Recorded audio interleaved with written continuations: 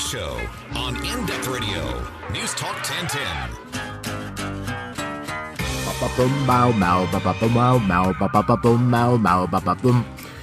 Yes. Hello, good evening, welcome along. This is the Vinnie White Show. The Vinnie White Show on News Talk 1010. What is it? It's a stroganoff of this week's news and views, made by a chef with nice shoes, without the blues, and nothing to lose. Sort of news and opinion, really. My name is Vinnie White. You are listening to News Talk 1010. This show is about an hour long, and I like to think it's bloody amazing. That's what I like to think. We will see. The proof is very much in the pudding. Coming up, we talk Trumpy-Wumpy. Of course we do. We have to. It's the law. And we look at the other news and weird goings-on from around the world this week.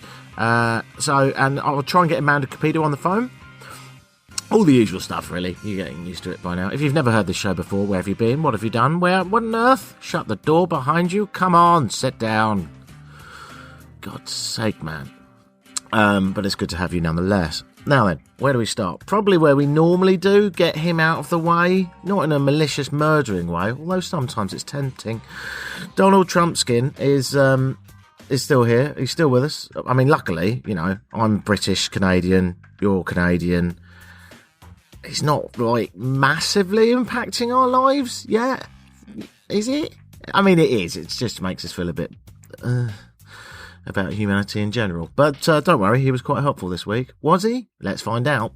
This week, Houston and other parts of Texas were ravaged by Hurricane Harvey. Luckily, President Trumpkin went there on Tuesday and again yesterday, taking time out of his normal job of making everything worse again. He went there, when I say there, it was actually about 30 miles away, about 50k away. And when he turned up, he said, what a crowd, what a turnout, forgetting that he was supposed to be there for charitable reasons, and it wasn't at one of his usual narcissistic rallies. Never mind. Trump said all this, of course, atop of a fire truck, addressing hurricane victims. A fire truck which probably was needed about, 30 miles, 50k away, but there you go. Did he meet any victims? Did he meet any families? Did he meet any of the homeless? That'll be a big fat no, but he did sport one of his own cabs, available on his website for $40. I'm not making it up. I'm not. I know. Yeah, for the third time, Trump is using an event, in this case, a hurricane, as product placement for a hat that he sells on his website for $40. I read about this and I thought, no, this can't be true. He does. If you want one, you can log on to donaldjtrump.com, at which point you'll need to throw up in a bucket, and then click on hats. At $40, you too can look like a greedy sociopath millionaire that's bitten off far more than he can chew. $40. And you too can be crowned with a douche cap. Amazing. This lack of empathy and actual action prompted quite a backlash from many people around the world. As always, author and almost full-time Trump digger J.K. Rowling tweeted something. She said, close your eyes, open a telephone directory, point at the page, and open your eyes. That's the name of the person who could do a better job than this. Referring to him and his wife turning up looking a bit weird. She is his wife, also his business partner, and inappropriate dresser of the year. When she flew in on Tuesday, she had 6-inch heels on. Now, from a strictly was she hot or not point of view, the answer is yes. But I don't know if, she's already got the height, I don't know if that was sort of a practical measure to keep her literally above water, but being that she got nowhere near any water whatsoever apart from the bottle of Evian she was drinking, I don't really think that she needed those heels. Now, in their defence, on Tuesday, they did meet with some survivors of Harvey in a shelter in Houston and joined volunteers handing out packed lunches to the shelter's residents. And in all, I can't believe I'm saying this, but in his defence, it was the right thing to do to go there. And it was the right thing to not impede on rescue efforts. So, okay, I'll give you that. And it was probably quite nice of him in some ways to hand out, packed lunches to the shelter's residents. I'm sure he was shocked to see that there was no steak or smoked salmon in the boxes and they didn't have any beautiful chocolate cake. Beautiful. It's the most beautiful piece I've ever seen. I sometimes wonder that I'm actually going to do that accidentally. You know what I mean? Like, I might just, because I do so many impersonations of him, admittedly bad ones. I wonder sometimes if I might just, you know how they say like the wind changes and your face changes shape, so don't make silly faces. Not sure it's scientific fact, but there you go. I just wonder that sometimes, imagine if I was cursed, if I was doing that.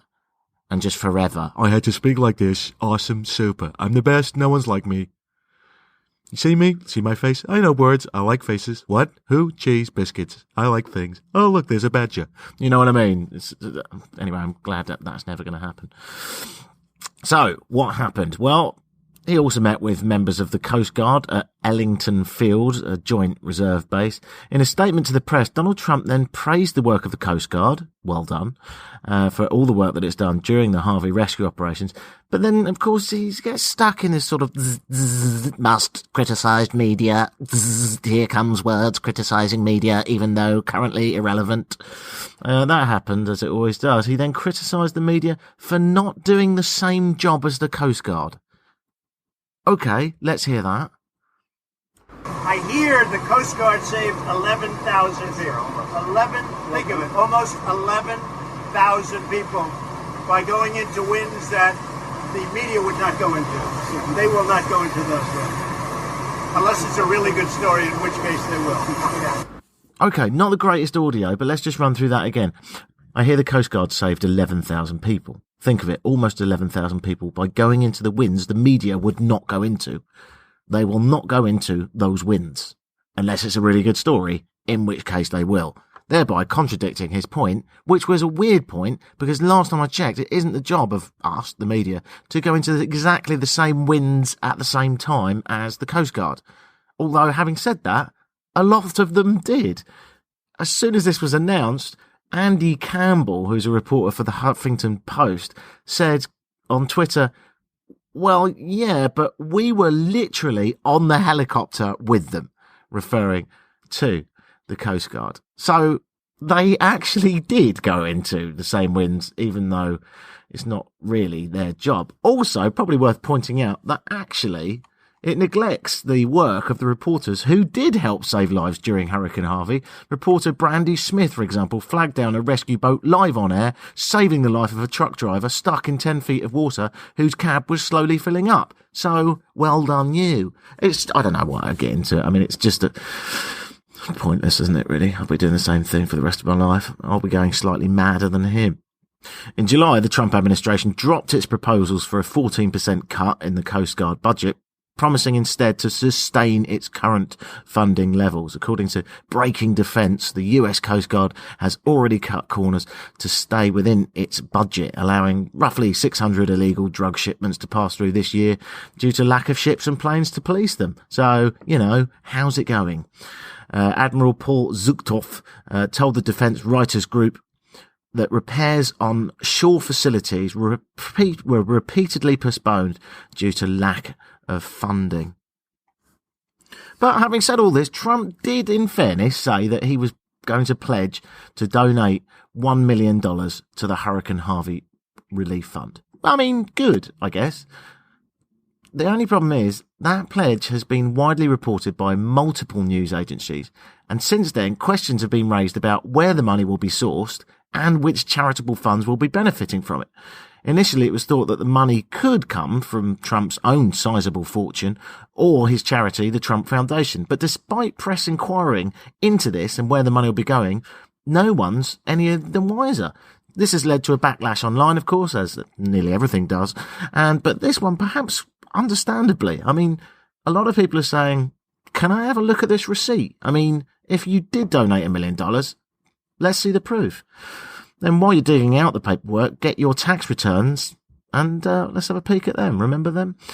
I mean, let's be honest, it's probably going to come out anyway, and you will have to get your tax returns out because your grand jury is probably going to legally demand them, which will then make you look even worse. So, save yourself going red with embarrassment. Or in your case, a deeper orange. Oh no, you don't feel shame. Anyway, listen, I'm digging the guy, but it's not all about him. Conservative pundits really don't make things better. Meanwhile, other Conservative pundits have wound me up way more than Trump himself. Let's take, for example, professional skeleton with hair Ann Coulter, a woman who's so far right-leaning that she's knocking on Nazis' doors. She said, "I don't believe Hurricane Harvey is God's punishment for Houston electing a lesbian mayor."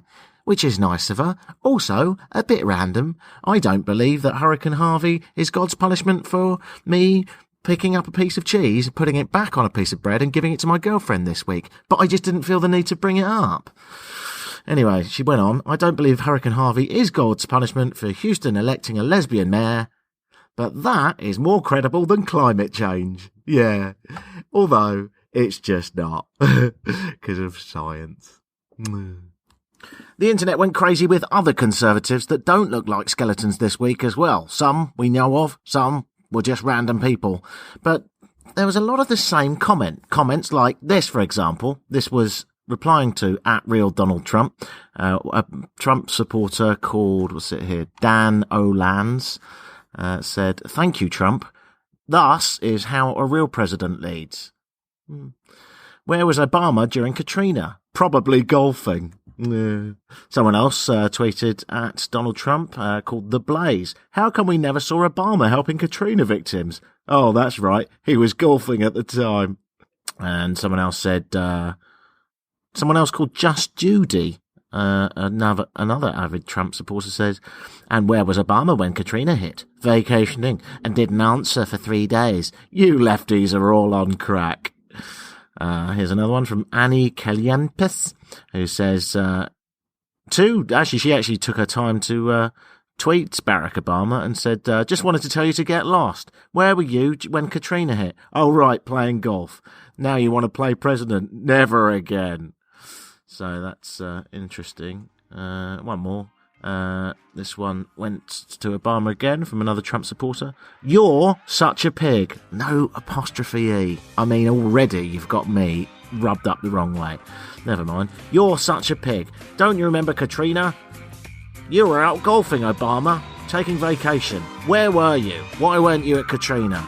Well, the answer is, it was during George Bush's presidency. So, yeah. Someone else decided it'd be a good idea to post a picture of Michelle Obama during Katrina shopping, saying underneath, 3 days after Katrina, and this is what Michelle Obama was doing.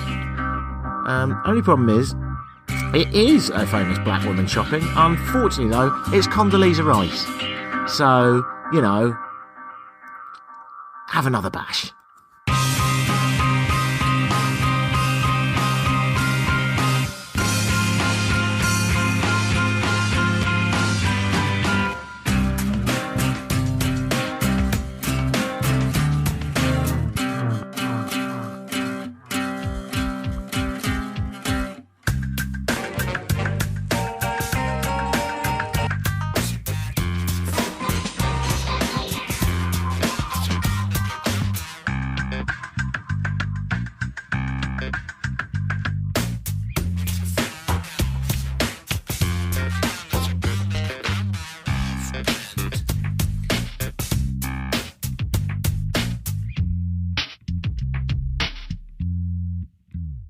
Good evening, you're listening to Vinnie White on News Talk 1010, and I should imagine you're mildly drunk. It's the long weekend. Are you up at the cottage? Are you at home nursing yesterday's hangover or preparing for tomorrow's? Who could say? But whatever you're doing, hopefully you're having a good time, and damn it shouldn't involve alcohol. Well, shouldn't need to involve alcohol. It very often does at this time of year, but I hope whether you're high as a kite or as happy as a man that's just run a marathon, that you're doing very well. So, my name's Vinnie White. You can listen to the show every week. You can listen to on newstalk1010.com, or that will actually transfer you to iHeartRadio.com. iHeartRadio, your home for music variety. Actually, that's not true, because we're a talk station. I was trying to do a big up.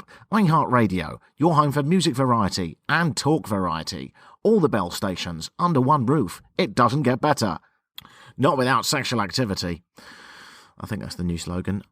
So yeah, that's what goes on there. And since I'm plugging stuff, I think it's about that time. It normally comes up about now, where I randomly pick a company right out of the air that I like to promote for no apparent reason. This week, let's have a look.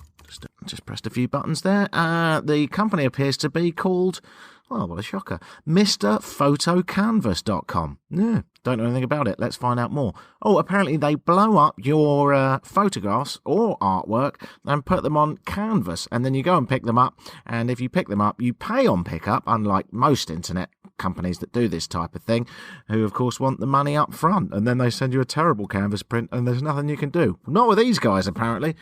Oh, what an incredibly clever idea. I wish I'd have come up with it, and I certainly wish it was my company. Whew. MrPhotoCanvas.com to blow up your photos or artwork on canvas and pay on pickup. And if you pay on pickup, you get 50% off. 50% off? It's just a giveaway. MrPhotoCanvas.com. I mean, it's absolutely outrageous. It's scandalous, isn't it? Shameless. Absolutely shameless. All right. That's enough promo, I think. Oh, one more thing. If you like this podcast, why not download it at iTunes? Type in Vinnie White and give us a nice review. But why not listen live? And if you're really going to go one step ahead, why not listen to every advert, write down exactly what product they're selling, and go out and buy it? I think that's a bit much. Personally, I think that is pushing it way too far. I think that, frankly, you should just do whatever you want, whenever you want to, as long as it doesn't hurt anyone else's feelings. And that is a good moral of code to live by. Right then, let's look into the wonderful thing that is the internet. The internet's changed everything. Possibly how you're listening to this show, certainly how you view pornography. But what's it all about? Well, one of the things that I think a lot of people don't realise is that the internet has become our teacher since it was invented. Learning how to do things was a skill sustained in a school, or perhaps by the wisdom of your parents. Or in my case, that kid down the road who told me that semen looked like frog spawn, and I believed him till I was 13. I wish I had the internet then.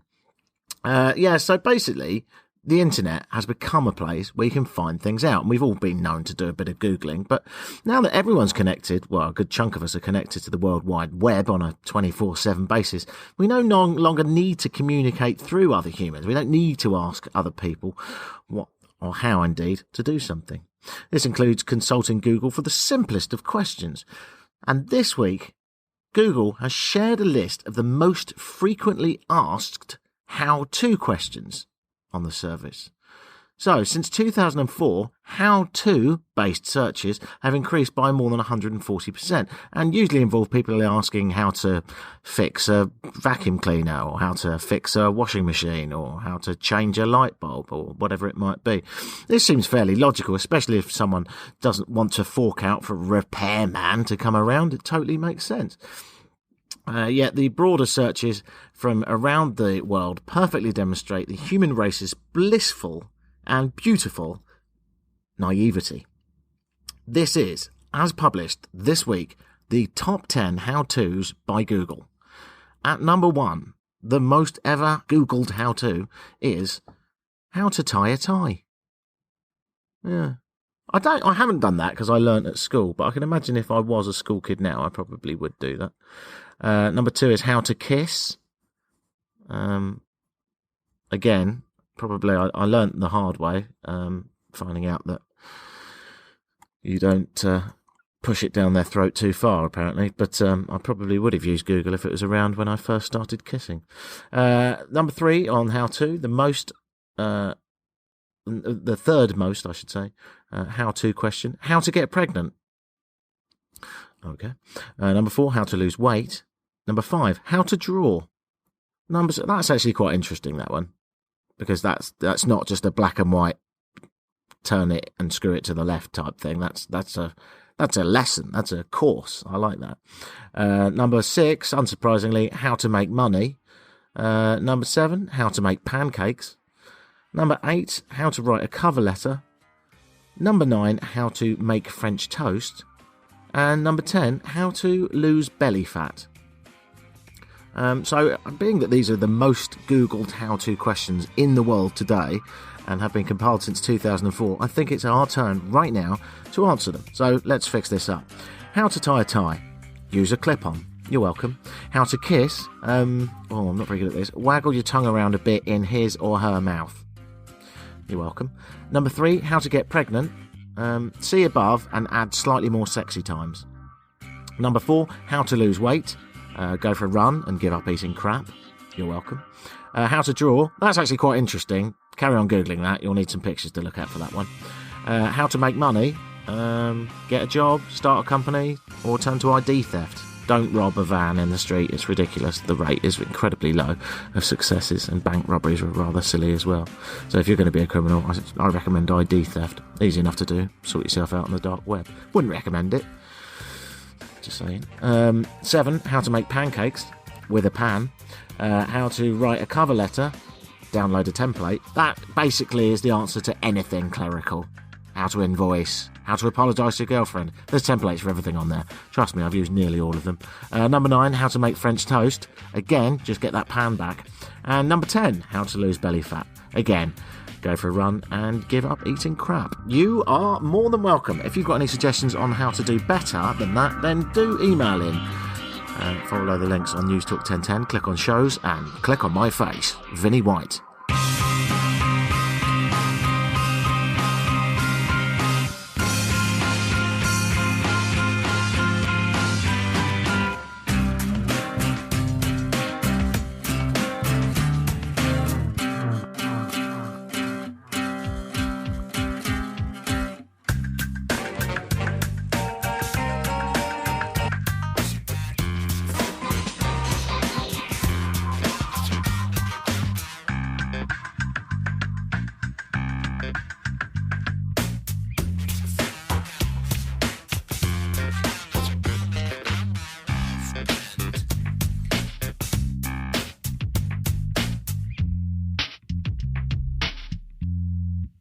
I stretch out every week across the Atlantic to my other home of Canada, where you're listening to this, and a bright, cheerful, relentlessly optimistic, charming, charismatic, and rather wonderful person called Amanda Capido is there. Hello, Amanda. Hi, Vinny. How are you, mate? Are you out? I should assume you're away. You're always away somewhere. Long weekend, you are never going to be in Toronto. Where are you?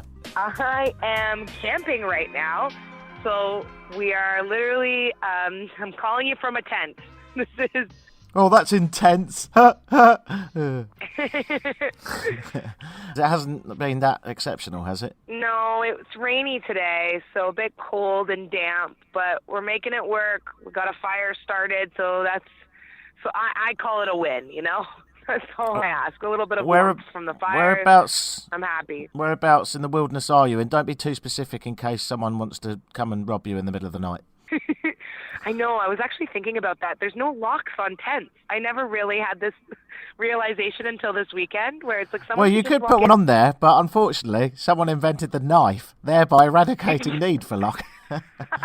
They could just flash right in. Exactly. I know. I was actually thinking, like, is it worth me getting a little luggage lock for my tent zippers? But not really, mate. Have you seen Blair Witch? When you're on the run and things are going badly, you're on the run and things are going badly. A little combination lock that you picked up from Shoppers Drug Mart for $2.99 is not going to help. Samurai sword. That's what you want. Yeah, you know. So, well, I mean, we're taking our chances, okay? We're roughing it and hoping for the best. You still haven't answered the question, though. Where very roughly are you? Very roughly. Oh, about 2 hours north of the city. That's good enough, yeah. So somewhere probably... Is it Muskokas? Can we say that? No, it's not. It's not Muskokas. You haven't got the money for the Muskokas, have you, mate? There's only one camping ground in this area that I'm in, so... I mean... Okay. Let's just leave it at that. How about we say this? She's 4 hours south of Toronto, just near Buffalo. Whatever. Keep it safe. Stalky. Anyway, I wanted to ask you something. Have you ever heard... I watched this thing this morning. This isn't particularly funny, but I wanted to share it with you because I've had a really harrowing day thinking about it. It's kind of changed my perspective on life. Have you ever heard of something called the Milgram Experiment? The Milgram Experiment? No, I don't think so. What does this entail?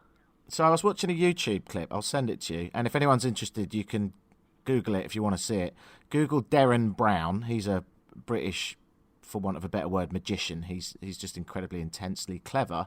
Describes himself as someone that's capable of unlocking the power of the mind or something like that. And in this documentary, one of many that he's put together, he explores human psychology and he looks back at an experiment in 1963, and the aim of the experiment was to see how people like you and me, are influenced by authority.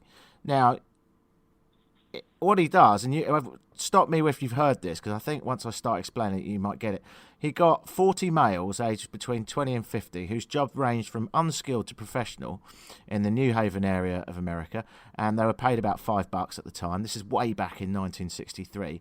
And what he did was he got a huge box, an electrical box with lots of switches and dials on it, and he said, right, one of you guys is going to be the teacher and one of you guys is going to be the learner. So he separated them. He got two people and he said, one of them's going to be a teacher, one of them's going to be a learner. And it was completely randomly picked. It was a coin flip. So you might end up being the teacher or the learner. So in this case, what happened was one guy gets the teacher, one gets the learner. The teacher's job is to teach the learner a load of very complicated questions. And there's no way that he could possibly get them all right. When the learner gets them wrong, the teacher has to give an electric shock to the learner. Do you understand so far? Yes. Okay, so what that means is if, and inevitably, the learner gets some questions wrong, the teacher has to ramp up the voltage. And the more questions that he gets wrong, the more teacher ramps it up for the learner. And so it goes on and on and on until the highest level, which is 450 volts. So if you think in Canada, a normal plug socket is 110 volts, 450 volts would actually kill you. So they can't see each other, but they can hear the screams. So have you ever heard of this so far? No, this sounds terrifying. It's awful. So I'm only telling you this because you're going to be camping in a field in the rain tonight, so sleep well. Great. Oh my God. No, it's stuck with me all day. It's actually totally affected me. They've redone this experiment many times since it was originally done way back in the day. And that's exactly what Darren Brown was doing in his show. And I'm sure if you look on YouTube, you could probably find this experiment over and over again. The Milgram Experiment, named, of course, after Sir Milgram, who was the Stanley Milgram, a psychologist at Yale University, who came up with it. Here's the bit that's really harrowing. A lot of people say, I don't feel entirely comfortable with this, and then look at the man in the room. And the man in the room is wearing a white coat. He's an actor. And he says, I want you to carry on with the experiment. And it proves that we have a susceptibility towards authority, because even though we know the random person in the other room is sometimes being electrocuted, many people will go on with the experiment until, in theory, they killed him. Now, as luck would have it, of course, there's absolutely no wiring in the box whatsoever. And, of course, the guy in the other room doesn't actually suffer any problems whatsoever.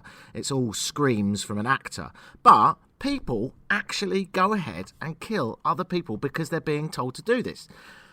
65% of participants, 65% continue to the highest voltage level. So 2/3 of people are prepared to carry out instructions from someone they've never met who happens to be wearing a white coat, appears to be a position of authority, and thereby, in theory, kill someone. Wow.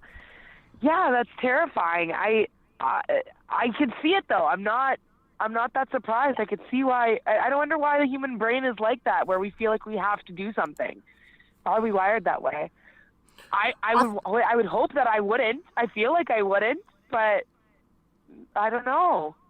That's the thing. You don't really know. I'd love to think I wouldn't even dream of it because I'm a free thinker with a critical mind. But I am human and I wonder. And it's been plaguing me all day. So I'm sort of running away from everything that looks electrical today. I think I might be going into the first realms of insanity.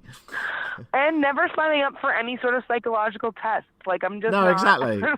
I'm conducting do this conversation with you now with a small tinfoil hat on, just to be on the safe side. Oh, rightfully so. Holy. Yeah, but it was quite weird, and I was watching it with my girlfriend, and she just turned to me afterwards and said, and I'll slightly change her language, she goes, really, when you think about it, this world is effed. And I thought, well, like, if we've got people still today, because when they conduct this experiment today, unless people have heard of it, it's exactly the same results as it was way back in the 60s. If we've got people that are that susceptible to the power of influence, aren't we a bit doomed? Yeah. Well, and I also wonder, is this like a North American kind of Western world thing? I imagine that's a great question. I'd like to Right? think in Europe more people are more free thinking. I'd like to think that Canadians are more free thinking than Americans. I don't know if there's any evidence for that. Maybe that's the next question. I wonder if there's any statistics on what it was like when it was carried out through the world. I mean, the clear fact is this: if you are taught to be a critical free thinker and reject authority from an early age, you are far more likely to say, "There's no bloody way I'm going to start flicking switches and I'm putting an electric shock on a random dude." Yeah, and what about people in developing countries, like in Kenya or somewhere in Africa? Would they respond to, someone in a lab coat the same way? Probably That's a very good not. question. I don't because know. a lot of the time they don't respond to authority very well. Like the police don't have the power. There's a lot of corruption and bribery. So I wonder. But then I don't know. This is a great question. Let's come back to this then. I've got to start a new segment of the show. I've just decided called "A Mandarin Vinny's Weird Psychological World." Where we get deep into thoughts and get very existential about our lives. Exactly, And yeah. Try to solve the meaning of life. Yeah, sure. New Not segment. entirely sure why I decided to bring this up. Probably the most intense thing we've ever talked about on the long weekend when everyone's drunk. But there you go. Let's slightly change this now because I want to talk to you about one more thing. Hashtags. You're a bit of a junkie on Twitter, aren't you? I am indeed. I do know how to work a hashtag, so lay it on me. What's the news about hashtags? What's your Twitter handle? It's Acupido, Acupido. Okay, you've just got yourself a few more million followers thanks to the power of old Vinny. There's been you're welcome. The worst hashtags in history have come out. Hashtags are 10 years old. That's why this has come to the fore. The hashtag symbol is, according to the BBC, used 125 million times a day on Twitter. It enables users to engage in an online conversation on a subject line. Because Twitter's so good at discussions, here are the worst hashtags of all time in reverse order. There is a bread in Europe called Kingsmill, and hashtag Kingsmill Confessions was the hashtag. It was come up by a PR team to promote the bread. And Kingsmill Confessions, a completely terrible, lazy, poorly thought through and painful campaign. It's bread, it's just bloody bread. The idea was that people confess to what they put on their Kingsmill, but it backfired when people said, "Kingsmill Confessions, I masturbate between two slices of bread," said one user. Oh no. And some other ones which unfortunately I can't read out. It's like, you wonder, what do they really want from people? Like, sometimes I feel like hashtags they're asking for a bit much when these campaigns come out. Like, Kings, what did they really want? They wanted people to say, "I like pickles and peanut butter"? Like, I don't know. And they thought that was going to do a good job of promoting their bread? I know. What was the end game there? What was the best case scenario? That's what I always like to think. What were they hoping for in that meeting room when they decided upon this? Exactly. Kingsmill Confessions. If it was like, I don't know, morphine confessions, you might be a bit like, yeah, that probably makes a bit more sense. Right. Like, why are you doing this with bread? That's there's only so many answers. Oh, okay. Number 4 of the worst hashtags of all time. I nearly did it the wrong way. Now Thatcher's dead. Twitter reacted to the death of Margaret Thatcher and the fact she died with a Twitter hashtag called Now Thatcher's Dead. Unfortunately, people misread it and thought that Cher had died. Now that Cher is dead. Oh, yeah. Shoot. That's funny.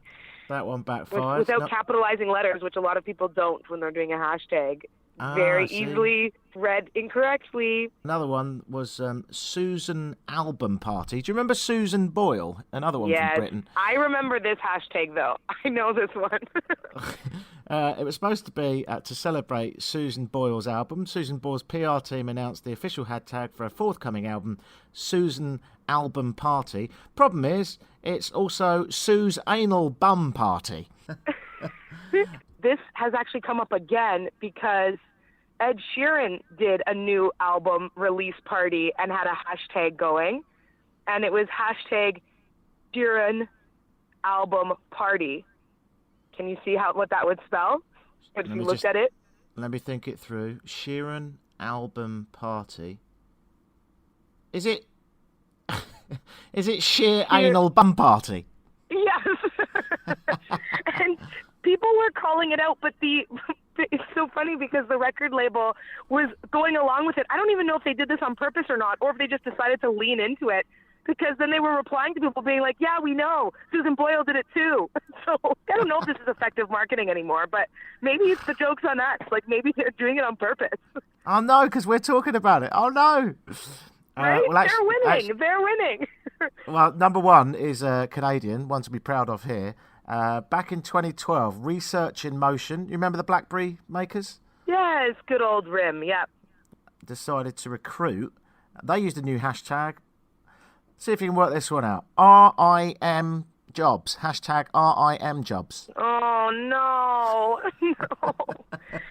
That must have been on purpose, though. They must have known. How can you not see that? Unless maybe it was done by like a Mormon that had never heard of a rim job. You can imagine it, can't you? Like Gladys in the office. Well, I've come up with something, lads. It's hashtag rim jobs. I think that one's going to go down as... You didn't publish it, did you, Gladys? Gladys, did you publish it?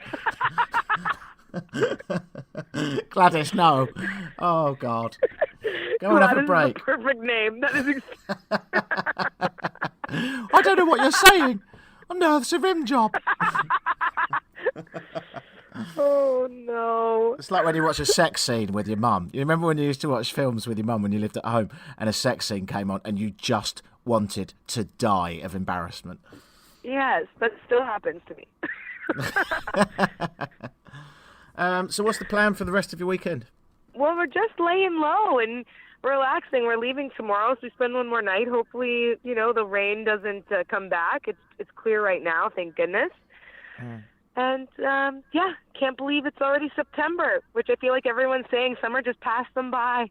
Yeah, and it wasn't a great one, was it? No, we didn't get those super balmy temperatures. I think also because the island was closed for half the summer. It just didn't feel like a typical Toronto summer.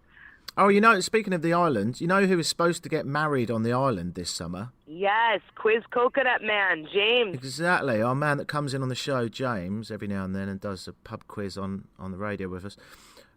He ended up, because it was flooded, getting his venue changed. And do you know how I know this? Because I had a drink with him here in London last night. Oh, wow. Was he visiting? Yeah, we went out for a few wobbly pops south of the river, and I think I got home at 4:00 this morning, so that was nice. Wow, well done. Well, I had to compete with you. Good, you stepped up. I appreciate that. I was your inspiration. Exactly. So tonight, what I want you to do, mate, obviously have a beer, enjoy the fire, try and get through the rough weather, and sleep well, and definitely don't go to sleep thinking there's a naked clown outside your tent, okay? Oh, my gosh. Just keep piling it on, aren't you? And if anyone asks you to take part in an experiment involving electricity, say no, okay? Yeah, noted. And I also just, for safety, will be sleeping with a knife under my pillow, so I feel like we'll be fine. Girls' camping weekend seems to not be that popular. It's funny. We're the only group of gals here. Everyone else we've scoped out. Camping is really a family thing and a couples thing, maybe a guy thing, but really... Got to make some more girls' weekends in the campsites. Why are we the only ones? It's weird. Yeah, good for you. We went from two extremes.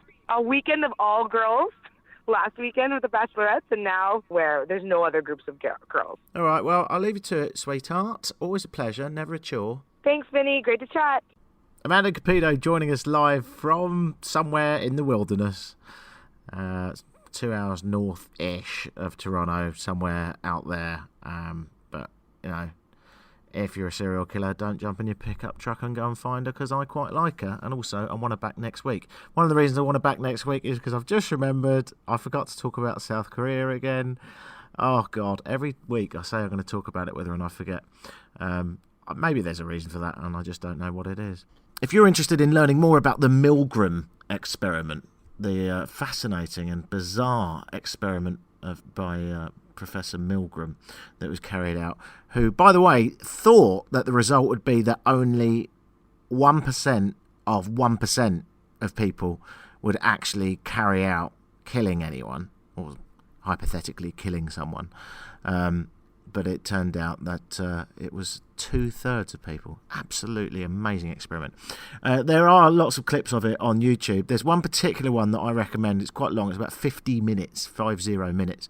So if you've got some time and you're interested in all this kind of stuff, then I'm going to post it to my Twitter. Now, you can find me, I don't use it much, Twitter, but you can find me at Vinny White, Vinney White, and I'll show links to that experiment and a slightly larger experiment that's quite interesting as well.